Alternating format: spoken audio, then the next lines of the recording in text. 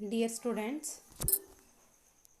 already ನಿಮಗೆ first unit secretarial practice ಸಬ್ಜೆಕ್ಟಲ್ಲಿ ನಿಮಗೆ first unit ಯಾವುದು ಕಾನ್ಸೆಪ್ಟ್ ಆಫ್ ಕಂಪನಿ. ಈ ಕಾನ್ಸೆಪ್ಟ್ ಆಫ್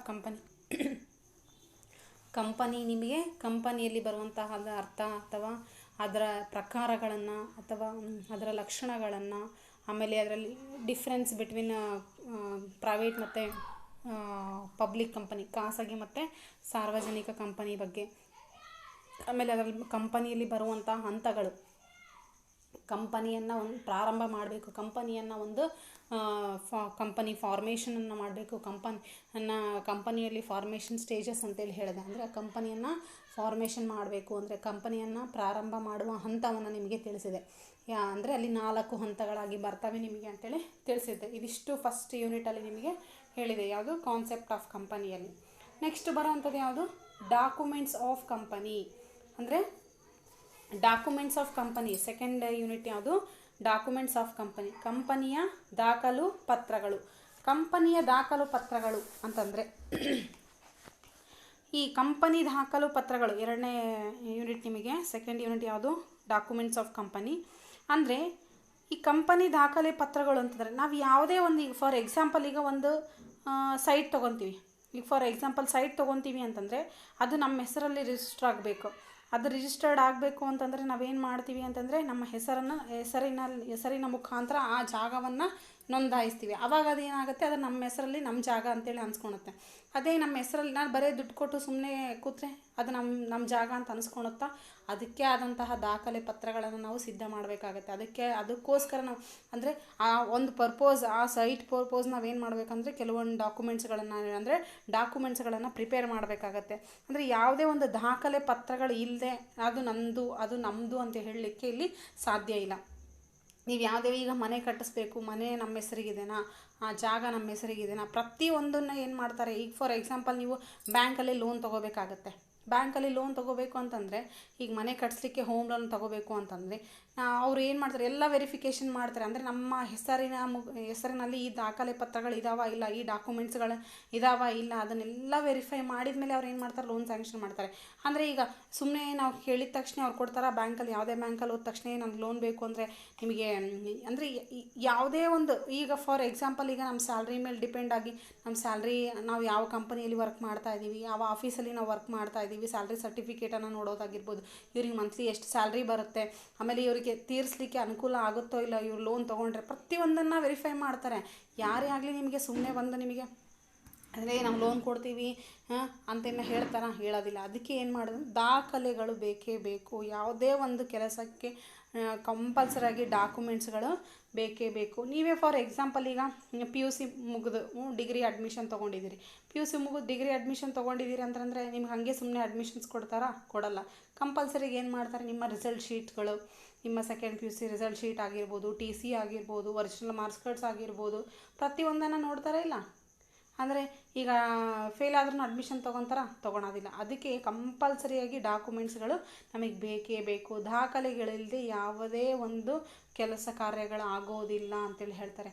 ಅಂದರೆ ಅದು ಒಂದು ಕಾನೂನು ರೀತಿಯಾಗಿ ಅದು ಎಲ್ಲ ಕರೆಕ್ಟಾಗಿದ್ದಾಗ ಮಾತ್ರ ಏನಾಗುತ್ತೆ ಅಂದರೆ ಇಲ್ಲಿ ಕಂಪನಿಗಳು ಪ್ರಾರಂಭಗಳು ಆಗ್ತವೆ ಅಂತೇಳಿ ನಿಮಗೆ ತಿಳಿಸ್ತಾರೆ. ಅಂದರೆ ಈಗ ಯಾವುದೇ ಒಂದು ಕಂಪನಿ ಪ್ರಾರಂಭ ಆಗಬೇಕು ಅಂತಂದರೆ ಶಾಸನಾತ್ಮಕವಾಗಿರ್ಬೋದು, ಕಾನೂನು ರೀತಿಯಾಗಿರ್ಬೋದು, ಎಲ್ಲ ದಾಖಲೆ ಪತ್ರಗಳು ಅಂದರೆ ಇಲ್ಲಿ ಮಹತ್ವವಾಗಿ ಇಲ್ಲಿ ನಾವೇನು ಮಾಡಬೇಕಂತಂದರೆ ಸಿದ್ಧಪಡಿಸ್ಬೇಕಾಗತ್ತೆ.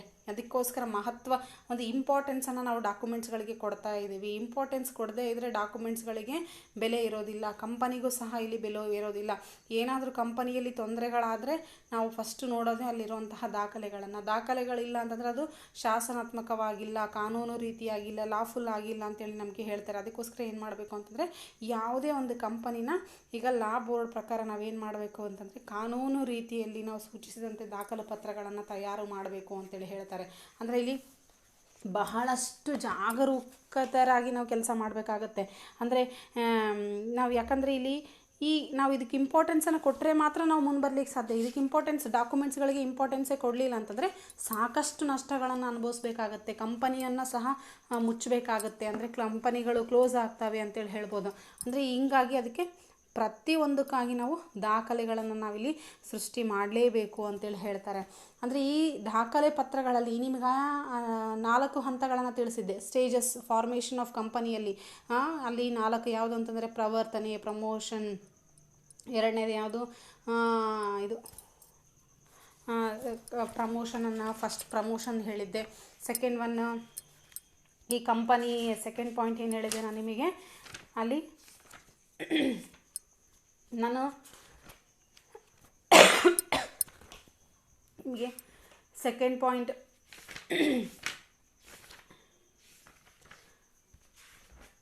ಫಾರ್ಮೇಷನ್ ಆಫ್ ಕಂಪನಿಯಲ್ಲಿ ನಿಮಗೆ ಸೆಕೆಂಡ್ ಪಾಯಿಂಟ್ ಏನಿದೆ, ಇನ್ಕಾರ್ಪೊರೇಷನ್ ಸ್ಟೇಜ್ ಅಂತೇಳಿ ಹೇಳಿದ್ದೆ. ಫಸ್ಟ್ ಯಾವುದಿದೆ ನಿಮಗೆ ಅದರಲ್ಲಿ ಪ್ರಮೋಷನ್ ಅಂತೇಳಿ ಬಂತು, ಅಂದರೆ ಪ್ರವರ್ತನೆ ಅಂತೇಳಿ ಬಂತು. ಸೆಕೆಂಡ್ ಒನ್ ಇನ್ಕಾರ್ಪೊರೇಷನ್ ಸ್ಟೇಜ್ ಅಂತಂದರೆ ಈ ಕಂಪನಿಯಲ್ಲಿ ಬರುವಂತಹ ಒಂದು ಎರಡನೇ ಹಂತದಲ್ಲಿ ನಿಮಗೆ ಏನು ಇನ್ಕಾರ್ಪೊರೇಷನ್ ಅಂದರೆ ಈ ಕಂಪನಿಯ ಸ್ಥಾಪನೆ ಹಂತ ಯಾವ ರೀತಿ ಮಾಡಬೇಕು ಅನ್ನೋದ್ರ ಬಗ್ಗೆ ನಿಮಗೆ ತಿಳಿಸಿದ್ದೆ. ಅದು ಅಂದರೆ ನೋಂದಾವಣೆಯನ್ನು ಯಾವ ರೀತಿ ಮಾಡಬೇಕು ಅಂತ ತಿಳಿಸಿದ್ದೆ. ಮೂರನೇದು ಕಮೆನ್ಸ್ಮೆಂಟ್ ಆಫ್ ಬಿಸ್ನೆಸ್ ಅಂದರೆ ವ್ಯವಹಾರವನ್ನು ಪ್ರಾರಂಭ ಮಾಡ್ಬೋದು. ಆಮೇಲೆ ಕ್ಯಾಪಿಟಲ್ ಸಬ್ಸ್ಕ್ರಿಪ್ಷನ್ ಬಂಡವಾಳ ಸಂಗ್ರಹಣೆ. ಈ 4 ಹಂತಗಳ ಮುಖಾಂತರ ನಾವೇನು ಮಾಡ್ತಾ ಇದ್ವಿ ಅಂತಂದರೆ ಕಂಪನಿಯನ್ನು ಪ್ರಾರಂಭ ಮಾಡ್ತಾ ಇದ್ವಿ. ಅಂದರೆ ಈ 4 ಹಂತಗಳಲ್ಲಿ ನಾವೇನು ಮಾಡ್ತಾ ಇದ್ವಿ ಅಂದರೆ ಡಾಕ್ಯುಮೆಂಟ್ಸ್ಗಳನ್ನು ಪ್ರಿಪೇರ್ ಮಾಡ್ತಾ ಇದ್ವಿ. ಅಂದರೆ ಈ 4 ಹಂತಗಳಲ್ಲಿ ನಾವು ಡಾಕ್ಯುಮೆಂಟ್ಸ್ ಪ್ರಿಪೇರ್ ಮಾಡಿದಾಗ ಏನಾಗುತ್ತೆ, ಆ ಡಾಕ್ಯುಮೆಂಟ್ಸ್ ಕರೆಕ್ಟ್ ಆಗಿದೆ ಅಂತೇಳಿ ನಿಮಗೆ ತೋರಿಸ್ತಾರೆ. ಈ 4 ಹಂತಗಳಲ್ಲಿ ನಾವು ಡಾಕ್ಯುಮೆಂಟ್ಸ್ಗಳನ್ನು ಪ್ರಿಪೇರ್ ಮಾಡ್ತಾ ಇದ್ದೀವಿ ಅಂತ ಗೊತ್ತಾದಾಗ ಅದೇನಾಗುತ್ತೆ, ಹೌದು ಈ 4 ಹಂತಗಳನ್ನು ದಾಟಿದಾಗ ಅದೇನಾಗುತ್ತೆ, ಸಾರ್ವಜನಿಕ ಕಂಪನಿ ಏನಾಗುತ್ತೆ ಪ್ರಾರಂಭ ಆಗುತ್ತೆ. ಆಮೇಲೆ ಅಂತಿಮವಾಗಿ ಅಲ್ಲಿ ಕಮೆನ್ಸ್ಮೆಂಟ್ ಆಫ್ ಬಿಸ್ನೆಸ್ ಅಂದರೆ ವ್ಯವಹಾರ ಪ್ರಾರಂಭ ಮಾಡಲಿಕ್ಕೆ ಅಲ್ಲಿ ಅನುಮತಿಯನ್ನು ಕೊಡ್ತಾರೆ. ನೋಂದಾವಣೆ ಆದಮೇಲೆ ನೋಂದಾವಣಾ ಪ್ರಮಾಣ ಪತ್ರವನ್ನು ಕೊಟ್ಟು certificate of commencement of business ವ್ಯವಹಾರ ಪ್ರಾರಂಭ ಮಾಡಲಿಕ್ಕೆ ಅಲ್ಲಿ ಒಂದು ಪರ್ಮಿಷನನ್ನು ಕೊಟ್ಟು ಅಲ್ಲಿ ವ್ಯವಹಾರವನ್ನು ಸ್ಟಾರ್ಟ್ ಮಾಡ್ತಾರೆ ಅಂತ ಹೇಳಿದ್ದೆ. ಅದರಲ್ಲಿ ನಿಮಗೆ ಥರ್ಡ್ ಒನ್ ಅಂದರೆ ಇದು ಸೆಕೆಂಡ್ ಒನ್ ನೋಂದಾಯಿಸುವಿಕೆಯಲ್ಲಿ ಇನ್ಕಾರ್ಪೊರೇಷನಲ್ಲಿ ನಿಮಗೆ ಬರ್ತಿತ್ತು. ಇನ್ಕಾರ್ಪೊರೇಷನಲ್ಲಿ ನಿಮಗೆ ಅದರಲ್ಲಿ ನಿಮಗೆ ದಾಖಲು ಪತ್ರಗಳ ಸಿದ್ಧತೆ, ನೋಂದಾಯಿಸುವಿಕೆಯಲ್ಲಿ ಬಂದಿತ್ತು ನಿಮಗೆ ದಾಖಲು ಪತ್ರಗಳ ಸಿದ್ಧತೆ ಅಂತೇಳಿ.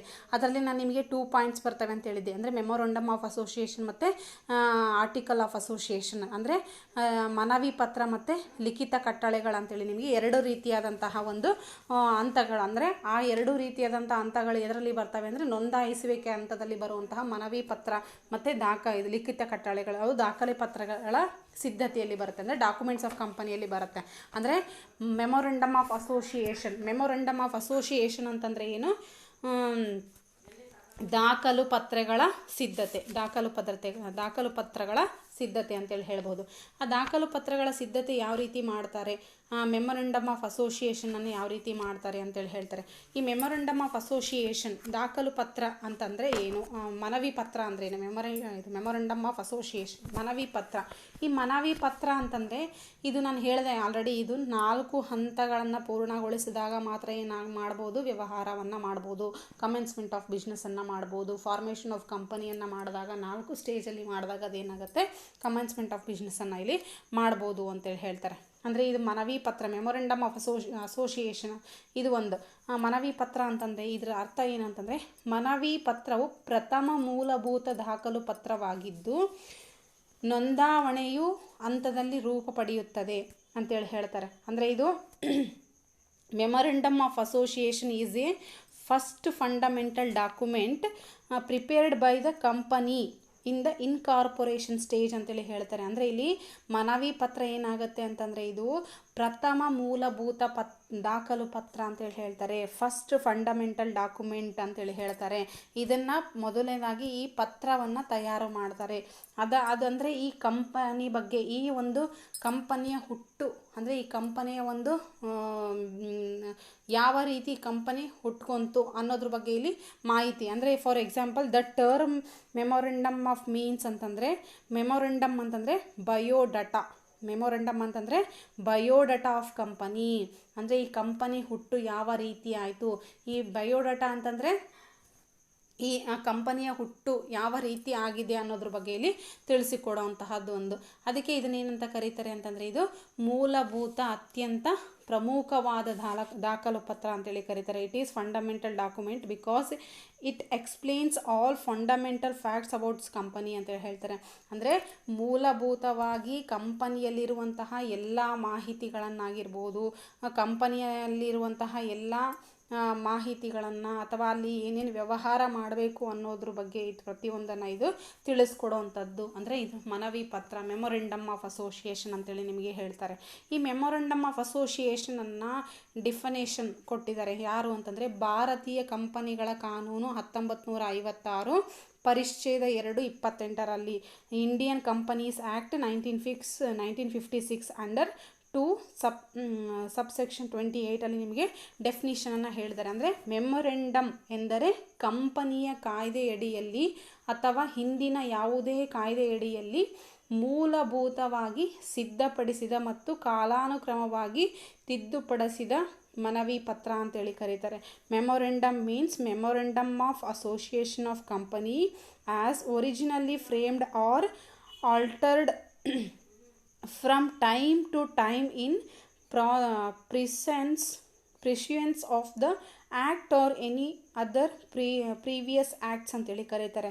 ಅಂದರೆ ಇದ್ರ ಪ್ರಕಾರ ಏನು ಅಂತಂದರೆ ಇದೊಂದು ಕಾನೂನು ಪ್ರಕಾರ ಸಿದ್ಧಗೊಳಿಸಿದ ಕಾಗದ ಪತ್ರ. It is document prepared by according to the law. ಅಂದರೆ ನಾವು ಯಾವುದೇ ಒಂದು ಪತ್ರವನ್ನು ಸಿದ್ಧಪಡಿಸ್ತಿದ್ದೀವಿ ಅಂತಂದರೆ ಅದು ಕಾನೂನು ರೀತಿಯಲ್ಲಿ ಇದ್ದರೆ ಮಾತ್ರ ಅದಕ್ಕೆ ಒಂದು ವ್ಯಾಲ್ಯೂಯಬಲ್ ಇರುತ್ತೆ. ಯಾಕೆ ಅಂದರೆ ಅದು ಒಂದು ಲಾ ಪ್ರಕಾರ, ಅಕಾರ್ಡಿಂಗ್ ಟು ಲಾ ಪ್ರಕಾರ ಇದ್ದರೆ ಮಾತ್ರ ಅದಕ್ಕೆ ವ್ಯಾಲ್ಯೂಯಬಲ್. ಯಾಕೆ ಅಂತಂದರೆ ನಾಳೆ ಅದರಲ್ಲಿ ಏನಾದರೂ ನಮಗೆ ತೊಂದರೆ ಬಂತು ಅಂತಂದರೆ ನಾವು ಕಾನೂನು ರೀತಿಯಾಗಿ ಅದರಲ್ಲಿ ನಾವು ನಷ್ಟವನ್ನು ಭರ್ತಿ ಮಾಡ್ಕೋಬೋದು. ಅಂದರೆ ಅಲ್ಲಿ ಏನಾದರೂ ಲಾಸ್ ಆಯಿತು ಅಂದರೆ ನಾವು ಡೈರೆಕ್ಟಾಗಿ ಲಾ ಮುಖಾಂತರ, ನಾವು ಕೋರ್ಟ್ ಮುಖಾಂತರ ನಾವೇನು ಮಾಡ್ಬೋದು, ಅಲ್ಲಿ ನಾವು ಆ ಒಂದು ಲಾಸನ್ನು ಫುಲ್ಫಿಲ್ ಮಾಡ್ಬೋದು. ಅದಕ್ಕೋಸ್ಕರ ಇದು ಕಾನೂನು ಪ್ರಕಾರವಾಗಿ ಸಿದ್ಧಗೊಳಿಸಿದ ಕಾಗದ ಪತ್ರ ಅಂತೇಳಿ ನಮಗೆ ಹೇಳ್ತಾರೆ.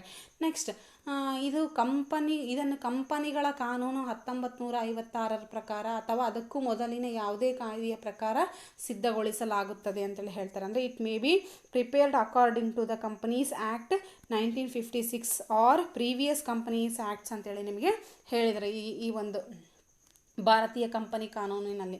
ಮತ್ತು ಸಮಯಕ್ಕೆ ಅವಶ್ಯಕತೆಯಂತೆ ಅದರಲ್ಲಿ ತಿದ್ದುಪಡಿಗಳನ್ನು ಮಾಡಿರಬಹುದು ಅಂತೇಳಿ ಹೇಳ್ತಾರೆ. ಅಂದರೆ ಇಲ್ಲಿ the document may be altered according to the needs of time ಅಂತೇಳಿ ನಿಮಗೆ ಹೇಳಿದರು. ಅಂದರೆ ಇಲ್ಲಿ ಅವಶ್ಯಕತೆಗಳಿಗೆ ತಕ್ಕಂತೆ, ಸಮಯಕ್ಕೆ ತಕ್ಕಂತೆ ಅಲ್ಲಿ ತಿದ್ದುಪಡಿಗಳನ್ನು ಇಲ್ಲಿ ಸಹ ನಾವು ಮಾಡಿರಬಹುದು ಅಂತ ಸಹ ನಮಗಿಲ್ಲಿ ಇಷ್ಟು ಅಂದರೆ ಈ ವ್ಯಾಖ್ಯಾನವನ್ನು ಭಾರತೀಯ ಕಂಪನಿಗಳ ಕಾನೂನು 1956 ಪರಿಚ್ಛೇದ 2/28ರಲ್ಲಿ ನಮಗೆ ತಿಳಿಸಿದ್ದಾರೆ. ಅಂದರೆ ಅದು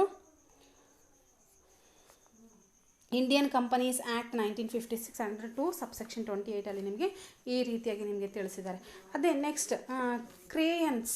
ಕೇರ್ನ್ಸ್ ರವರ ಪ್ರಕಾರ, ಕೇರ್ನ್ಸ್ ಅಂತಂದರೆ ಅವರು ಯಾವ ರೀತಿ ಡೆಫೈನ್ ಮಾಡಿದ್ದಾರೆ ಮೆಮೊರೆಂಡಮ್ ಆಫ್ ಅಸೋಸಿಯೇಷನನ್ನು ಅಂತಂದರೆ, ಮನವಿ ಪತ್ರವು ಕಂಪನಿಯ ಸನ್ನದು ಪತ್ರ. ಅದು ಕಂಪನಿಯ ಅಧಿಕಾರ ವ್ಯಾಪ್ತಿ ಮತ್ತು ಇತಿಮಿತಿಗಳನ್ನು ವ್ಯಾಖ್ಯಾನಿಸುತ್ತದೆ. ಯಾವ ಮೂಲಭೂತ ಅಂಶಗಳ ಷರತ್ತಿನ ಮೇಲೆ ಕಂಪನಿಯ ಸ್ಥಾಪನೆಗಾಗಿ ಅನುಮತಿ ನೀಡಲಾಗಿದೆ ಎಂದು ಇಲ್ಲಿ ವಿವರಿಸುತ್ತೆ ಅಂತೇಳಿ ಹೇಳ್ತಾರೆ. ಅಂದರೆ the memorandum of association company it is chartered and define the limitation of the powers of A company. The memorandum contains the fundamental conditions upon which alone the company is allowed to be incorporated ಅಂತೇಳಿ ಹೇಳಿದ್ದಾರೆ. ಅಂದರೆ ಇದು ಸನ್ನದು ಪಡೆದ company ಅಂತೇಳಿ ಹೇಳ್ತಾರೆ. Association of it's charter and defines the limitation of powers of A company ಅಂತೇಳಿ ನಿಮಗೆ ಹೇಳಿದ್ದಾರೆ.